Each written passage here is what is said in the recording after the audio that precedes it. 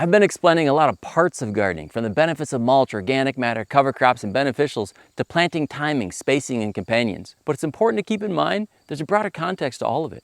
It's not just using organic matter for soil fertility and increase water holding capacity, or using cover crops and mulch to protect and hold the soil, increase water infiltration and water holding capacity, and build up even more soil organic matter. It's not just companion planting or providing habitat for beneficial animals and fungi.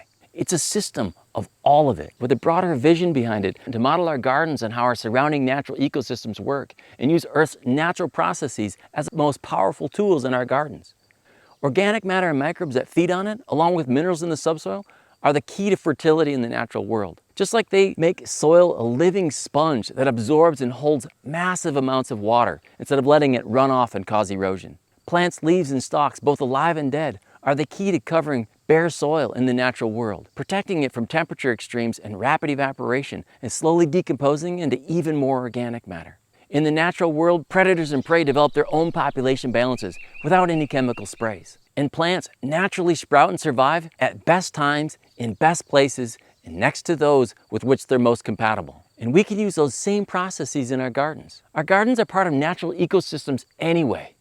Our garden fence doesn't make a line that says insects from the surrounding ecosystems can't come here, natural soil building processes don't happen here, or erosion versus water infiltration dynamics don't work here. Those systems are powerful, and like the flowing of a massive river, they're at work every second of every day, day and night, whether we're aware of them or not. This system of gardening is a way to, instead of working so hard against them, work with them. And it makes life a lot easier. I get such tremendous joy from looking out at the garden at all times of day and night and knowing that the organic matter is doing its job of feeding the microbes. The cover crops and the mulch are protecting and building the soil. The flowers and other habitat are attracting predators. The predators are keeping the prey, that are also pests if there are too many, in check. And the plants are doing the real work of growing our food. My job? Most of the time I just sit back, but when I do something, it's to make sure that all of them have what they need. So I spend my time making sure it's the best version of it I can give them, so they're each at their absolute best. This way of gardening allows me to become part of my surrounding ecosystem instead of fighting against it.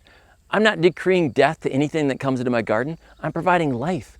I'm making habitat for beneficial insects like lacewings and ladybugs, arachnids like jumping spiders, annelids like earthworms, reptiles like black snakes, amphibians like toads, mammals like foxes and skunks, birds like owls, hawks, phoebes, wrens, and bluebirds, and many others. Listen, I make no judgment about how anyone else gardens. I think it's more important that people learn to garden than how anyone chooses to do it.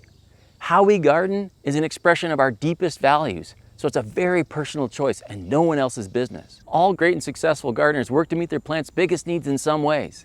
But I'm trying to teach people how to meet their needs at the highest level because, one, there are lots of people trying to get better at gardening. And focusing on meeting your plant's 6 biggest needs as best you can is a great way to get better at your craft. And two, there are lots of people who want to grow without chemicals. And I want to show them that not only is it possible, but it's one of the easiest ways to grow incredibly large, healthy, productive plants.